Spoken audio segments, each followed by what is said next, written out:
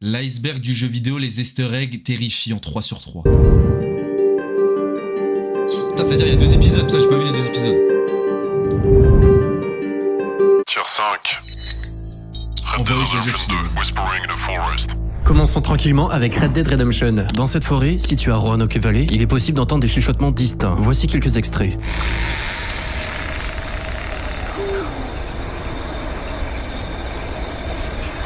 Mais la tête de Wham, je vous jure que j'ai Red Dead 2, j'ai saigné le jeu, hein, j'ai fait le mode histoire. Il y a un moment dans la forêt comme ça, là, bon, une forêt bresson comme ça, j'ai entendu des chuchotements et tout. Et je pensais que je devenais fou, parce qu'en plus j'étais en partie voc, je pensais que je devenais fou. Je viens de découvrir ça, un easter egg. Selon l'univers du jeu, ces voix appartiendraient à Eugene Newton et Ethel Boucharred. Un couple s'étant perdu dans cette même forêt il y a longtemps. Il est évident qu'ils sont certainement décédés. Dans plusieurs cinémas du jeu, nous pouvons visionner un film appelé The Ghastly Serenade, qui raconte l'histoire de ce tragique couple. Ça reste incroyable de voir à quel point un univers de jeux vidéo peut être extrêmement bien travaillé, de façon à donner un âme et une vie à de simples PNJ. Par contre c'est dingue, vraiment Red Dead 2 les gars, j'ai jamais vu un jeu qui a autant poussé dans les détails, genre c'est un truc de ouf. Genre en fait il y a des détails, vous savez que le jeu il est sorti quand en 2018, il y a encore des joueurs en 2026-2025 qui découvrent des trucs sur le jeu, genre c'est une dinguerie, genre vraiment Rockstar Game, vraiment vous remercie pour tout, pour les travaux, vraiment merci pour tout, on attend GTA 6 comme personne. GTA 6 2026. Outlast 2, Et fuck le RL. Outlast est une franchise de jeux d'horreur, donc il n'est pas étonnant d'y trouver des détails Jamais joué creepy. Par autant contre, malade. celui que je vais vous montrer peut radicalement changer la manière dont vous approchez cette œuvre. Le concept d'Outlast, c'est tu te promènes dans des lieux très sombres et ta seule source de lumière vient d'une caméra te permettant d'avoir une vision nocturne. Malheureusement, tu peux pas trop l'utiliser puisque tes piles ne sont pas infinies et que, du coup, en même temps d'échapper tes assaillants, tu dois regarder dans tous les recoins pour trouver des piles. Sinon, bah t'es dans le noir. Bref, jeu m'a vu que t'as une traumatisé caméra, quand tu j'étais peux petit. également filmer ce que tu vois et regarder autant de fois que tu veux tes enregistrements. Et c'est ici que survient l'easter egg. Dans le deuxième jeu, on est perdu dans un village religieux extrémiste et violent. Et parfois, tu fais des flashbacks qui te ramènent dans ton ancienne école où un drame qui t'a profondément marqué s'est produit. Tu as la possibilité de filmer 9 séquences dans tes flashbacks. Ensuite, en te promenant dans les films que tu as fait et en écoutant l'audio à l'envers, il y a des dialogues. Dear Lord, sweet Jesus, forgive my sins and accept my gratitude. Thank you, God, for killing the child. You removed the temptation beyond the flesh. Allez, on va se faire posséder là, j'ai envie d'avancer carrément. Vous savez que les gars, moi je suis très, comment on appelle ça, je suis très superstitieux. Ouais c'est ça. Moi les trucs comme ça me terrifie. Hein. You gave me life.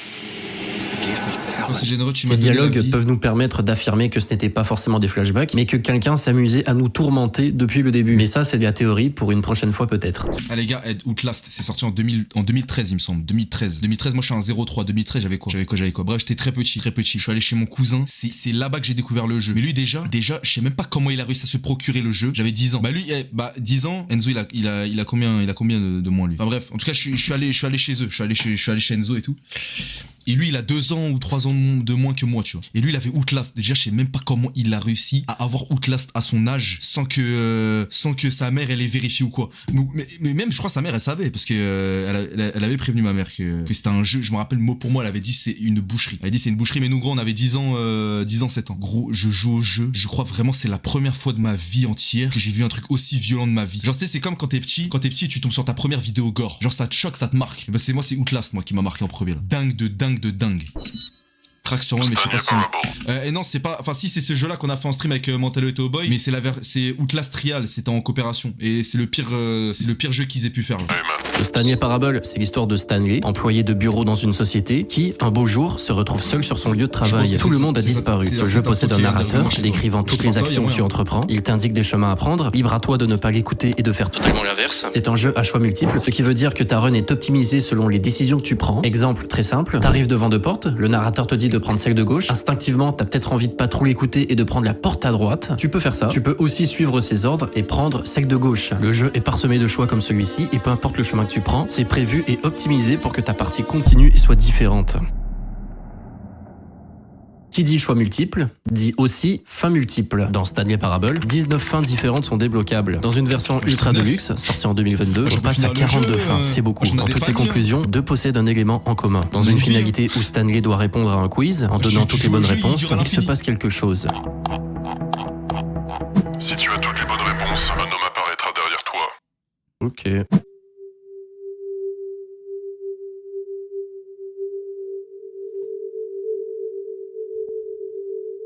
Bonsoir. Bon, c'est bizarre. La seule question que je me pose, c'est pourquoi se fait-on observer par une personne dans un lieu où on est censé être seul? Lors de sa découverte, les joueurs s'enjaillent et tentent de percer le mystère de ce jeu qui est déjà assez singulier. Des théories fusent comme quoi ça serait le patron de l'établissement ou un genre d'entité, de dieu, mais bon, rien d'extraordinaire. Je vous ai d'ailleurs précisé que 2 fins possédaient cet élément, et je ne vous ai pas menti. Lors d'une fin où tu prends l'ascenseur, l'homme mystérieux est une nouvelle fois visible à un étage.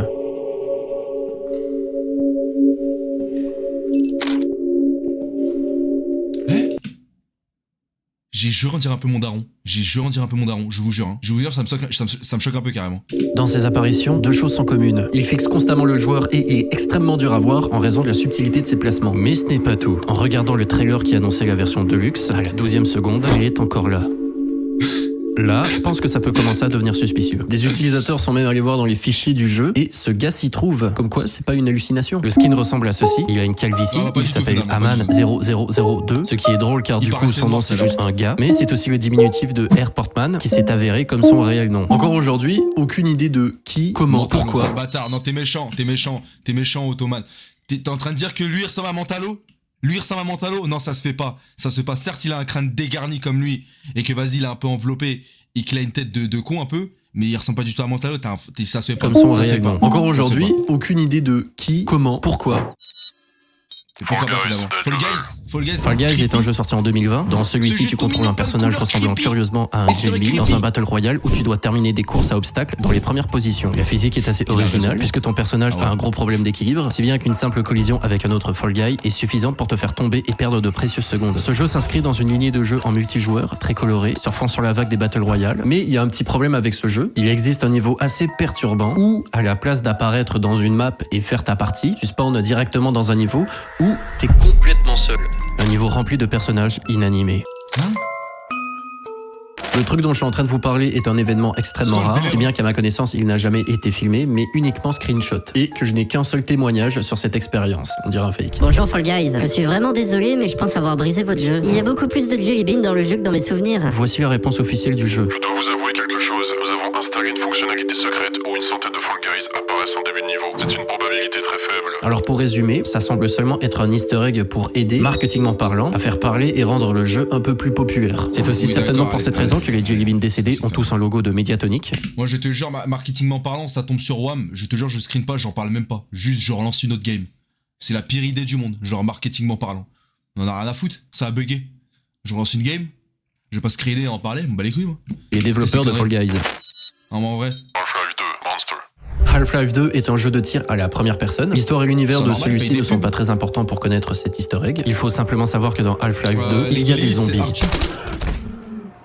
Voilà. Si vous connaissez un minimum le concept des zombies, vous n'êtes pas sans savoir qu'avant d'être des zombies, ce sont des humains. Ils se font contaminer et là, ils deviennent des monstres. Dans Half-Life 2, c'est un peu le même concept, sauf que c'est des petites créatures comme Sexy, appelées Headcrab, qui sautent à la tête des humains pour prendre le contrôle de leur corps, un peu comme des parasites. Dans le jeu, les cris émis par ces zombies est honnêtement assez effrayant.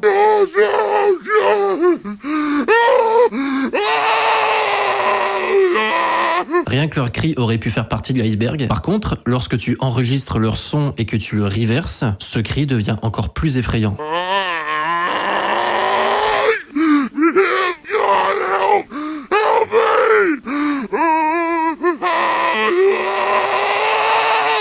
Ne pas oublier que c'est... Moi je dis la vérité, hein. Les gars, bon... Ouais, je suis désolé, mais moi j'entends un film de cul. Hein. Je dis la vérité, hein.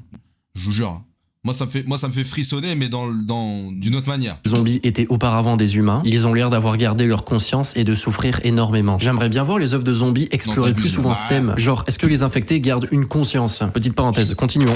Je suis désolé. Nous avons terminé l'avant-dernière partie de cette série de vidéos. Dorénavant et jusqu'à la fin, nous ne verrons que des easter eggs dérangeants, graphiquement violents et même inexplicables. Accrochez-vous pour la partie finale de cette série. Nous allons descendre dans le tier 6. J'ai augmenté un peu. Tier 6. Normalement c'est bon. Bebop Picture. Bebop. Bebop est un jeu extrêmement cool. Bebop. Regardez, c'est ça. Ah oui, c'est très cool. Très amusant, oui. Extrêmement passionnant. C'est une trilogie de jeux sortis en 1993. Ils ont tous le même concept, à savoir taper la balle avec ta plateforme pour détruire les box. Dans le deuxième jeu, les boîtes possèdent des chiffres romains indiquant le nombre de fois que tu dois les toucher avant qu'elles disparaissent. Parfois, des box avec des designs cherchant à faire peur sont dans les niveaux. Seulement, dans un niveau, une box n'est pas comme les autres. C'est quoi ces conneries là? Pourquoi faire? Qu'est-ce que c'est que ça? Un utilisateur en dessous de la vidéo du gameplay prétend être le fameux modèle de ce cliché. Il explique dans son commentaire que cette photo provient d'un film expérimental nommé Sweet Pickles, dont il est le personnage principal, qui n'a jamais vu le jour. Il explique avoir probablement une copie de celui-ci et qu'il va l'upload un de ces jours. Encore aujourd'hui, aucune nouvelle de ce film. Et on n'est même pas sûr que cette personne dise la vérité. Si ça se trouve, c'est un méga troll. Attack of the Toy Box, creepy message. Attack of the Toy Box, c'est un énorme crossover de tous les personnages de Nickelodeon. Dans ce jeu, tu peux jouer Bob l'éponge, Jimmy Neutron, Danny Fantôme, c'est les seuls que je connais. L'histoire est assez simple, nous faisons face à une armée de jouets enragés et nous devons sauver les mondes de Nickelodeon. Parmi ces jouets enragés, il y a Mr. Snuggles, un adorable petit ourson en peluche. En activant le mode caméra libre, fonction te permettant de te promener librement dans une map de jeux vidéo et même au-delà de ce que les développeurs ont prévu pour toi, il est possible de trouver un truc assez dingue dans ce jeu pour enfants. Je précise bien pour enfants parce que c'est vraiment scandaleux. Sur la boîte de jouets de Monsieur Snuggles, une inscription est écrite à l'envers, donc illisible. Seulement, avec le mode caméra libre, nous pouvons très facilement voir ce qu'il est écrit. Je vais te faire un câlin et te tuer. Tu ne dormiras plus jamais. Je vais tuer tes parents. En général, c'est à ce moment-là que j'éteins la Wii.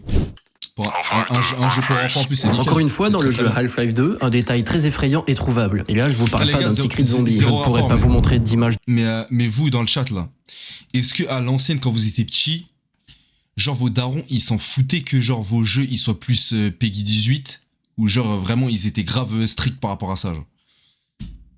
Moi, c'était entre les deux, ça dépendait le jeu. Moi, j'avais le droit à tout, sauf vraiment GTA, j'avais pas le droit, frère. J'avais pas le droit. J'ai dû attendre. Ouais, vraiment, bas les couilles. Ouais, bas les couilles. Non. Strict de baiser, ça dépend. Oui, on m'a pris GTA 5 en CM2. Ma mère, elle s'en foutait strict. Call of GTA tout. Call of GTA tout. Non, GTA impossible. Non, ils savaient même pas ce que c'était. GTA, j'ai eu le droit à 13 piges. Bon, les gars, j'ai eu GTA, les gars, au collège. Hein. Bon, après, je jouais chez des potes et tout. Mais genre, moi, j'ai pris du temps.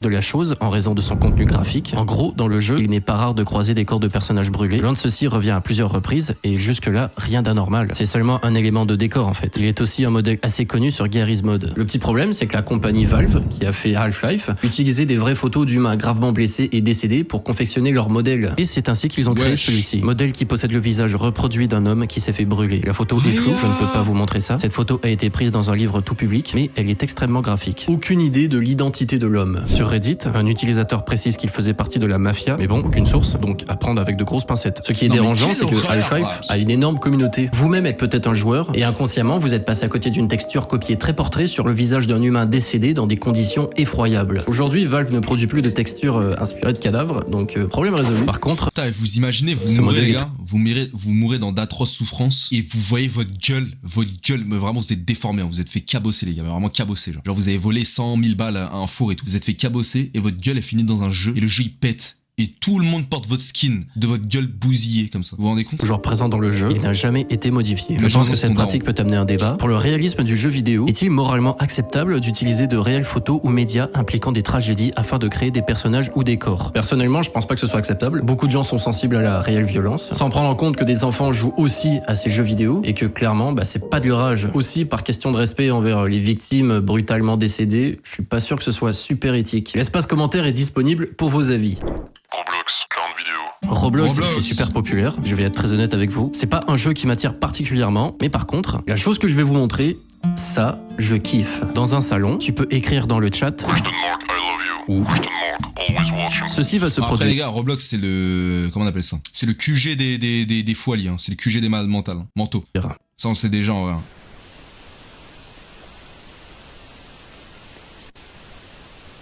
Ferme ta gueule, c'est quoi ça? C'est quoi ces conneries là? Alors, j'ai aucune idée de ce que ça fait là, mais c'est super malsain. Beaucoup de théories existent. C'est pour traquer des pédophiles qui essaient de chatter à des enfants sur le jeu. C'est juste un troll des développeurs pour faire peur. C'est un virus qui peut te localiser. Plein de suppositions existent, mais rien n'a jamais été dit. Aujourd'hui, j'ai entendu dire que cet événement n'existait plus, mais moi les gars, la vie de ma mère, j'ai un gosse. Il joue à Roblox, je tombe sur ça, la vie de ma mère, je porte plainte. Et genre vraiment, genre le procès, genre jusqu'à ma mort, je le fais. J'ai aussi entendu des témoignages de personnes l'ayant récemment vécu. Donc j'imagine qu'il n'existe pas dans tous les salons. Nous, le massacre, Scream Origin. Et attention les gars, on va pas se mentir, Nairok avec ses prédictions, il a dit que Roblox allait bientôt béton parce qu'il cache des prédateurs, il faut exprès, ça veut dire qu'il a raison et que ça va béton bientôt. Moon Massacre est un jeu développé par la société Puppet Combo, société habituée à faire des jeux à l'esthétique vintage. Ah mais après Roblox c'est un bon jeu pour les enfants, genre il est bien le jeu. Alors là il est bien, mais c'est juste que dedans, des fois il y a des serveurs, c'est pas trop... En fait il est bien le jeu, mais faut faire attention quoi, faut faire attention. Voilà. Et la commu, en vrai, la commu. La plus grande partie Roblox elle est normale, il y a une petite commu comme ça, les bourbières. Roblox c'est un vicieux. Roblox c'est un vicieux. Granuleuse, comme une VHS. Celui-ci est sorti en 2018 et c'est une œuvre horrifique. Le concept est plutôt simple. Tu es dans un endroit sombre et renfermé. Une nonne te poursuit et si elle Moi ça me rappelle à l'ancienne quand je jouais à Roblox avec un pote, il montrait des serveurs où dedans tu pouvais ken. Genre des serveurs cachés où tu pouvais ken. Et les gars c'est explicite de fou. Hein. Ça baisait. Ça baisait sur Roblox. Ça, c'est une dinguerie ce que je suis en train de vous dire, mais je baisais sur Roblox. Et nous on était morts de rire. Et c'est des serveurs grave durs à y accéder genre. Bon je vais pas dire le blast du serveur pour éviter qu'il y en a qui tombent dessus, mais genre fallait taper un truc spécial et tout pour trouver ce genre de serveur et tout. Et nous on tapait des barres dessus, mais en vrai de vrai c'est une dinguerie. Genre il y a un enfant il tombe sur ça. Horrifique. Le concept est plutôt simple. Tu es dans un endroit sombre et renfermé. Une nonne te poursuit et si elle t'attrape, elle t'élimine. Je trouve personnellement que l'ambiance de ce petit jeu indépendant est super efficace. Pour commencer, la tension est constante. Tu marches dans le noir, aucune musique, comme si on te préparait à un jumpscare à tout moment. En début d'aventure, tu trouves un briquet et c'est ta seule source de lumière pour l'entièreté de ta run. Après, tu as cette nonne, on n'en a pas encore parlé, mais elle fait peur en tabarnak. Fils de pute. Horrible, mon génie, horrible. Quelle horreur. Je trouve ça intéressant qu'on passe d'un montage sonore très calme, subtil, quasiment endormant, à un méga cri strident et saturé. Et en ce qui concerne le cri strident, il y a un truc qui est vraiment pas net. Avant d'expliquer quel est le problème, je vous propose qu'on fasse un petit retour en arrière, en 1980. Ruth Price, femme de 76 ans qui habite à San Diego, aperçoit un homme inconnu rôdant autour de son logement. Inquiétée, Ruth contacte la police et son appel a été enregistré. Je vais vous faire écouter une partie de cet audio, mais attention, âme sensible s'abstenir. This is Ruth Price of 3877. Problem, ma'am? Oh, there's some guy been checking the place out. Oh. Well, he went in the back. I have an apartment in the back, and he said he was looking for a guy. And he comes to my door, and yes, and said he's looking for an apartment. So I live alone, and I'm an old lady. Where is he now, ma'am? I don't have no idea.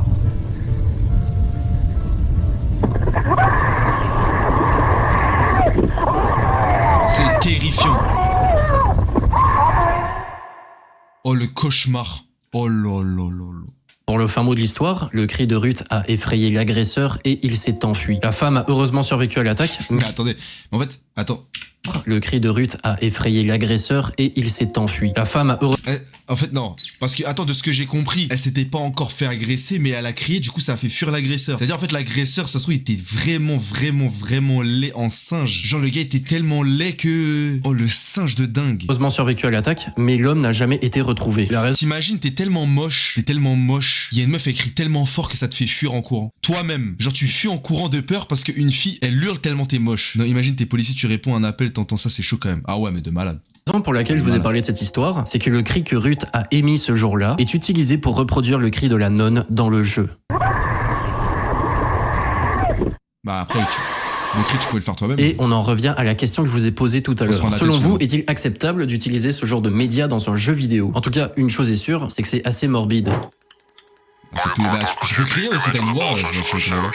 Qui aurait cru que cet iceberg se terminerait sur un jeu de Mario Kart? Pour celui-ci, on parle pas de Mario Kart sur la Wii ou sur la Switch, on penche notre attention sur Mario Kart Arcade GP sorti en 2005. Dans les fichiers du jeu, 3 images sont trouvables. Ces images sont sûrement présentes pour tester la qualité de la caméra et ne sont pas trouvables dans l'œuvre. Il y a par exemple celle-ci, simplement plusieurs lignes horizontales et colorées. Celle-là, une photo prise dans un cadre réaliste montrant des humains. Et cette photo. Je sais à quoi ressemble le drapeau LGBT. La vie de ma mère, pourquoi? La vie de ma mère, pourquoi?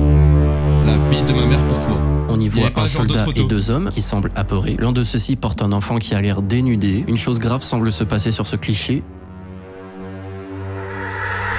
Il s'agit d'une photo prise dans une attaque en Russie, sur une école primaire. À Beslan, en 2004, une énorme prise d'otage a lieu dans une école. Mais le gars, dans ta pellicule, t'avais pas d'autres photos? Je sais pas, mais une photo à la limite de toi avec ta famille. Le mec, il a... Les assaillants s'en prennent à plusieurs milliers d'enfants et d'adultes dans cette attaque. 334 civils ont perdu la vie, dont 186 enfants. Encore une fois, ça n'a aucun rapport dans un jeu Mario Kart. Et je comprends pas pourquoi, avec toutes les photos qui existent dans le monde, c'est un cliché comme celui-ci qui se retrouve dans un jeu familial. Ce qui est sûr, c'est que Nintendo voulait sûrement que personne tombe là-dessus. Les amis, c'est la fin de cet iceberg. Youssef93 qui dit, il faut exprès, ces bâtards.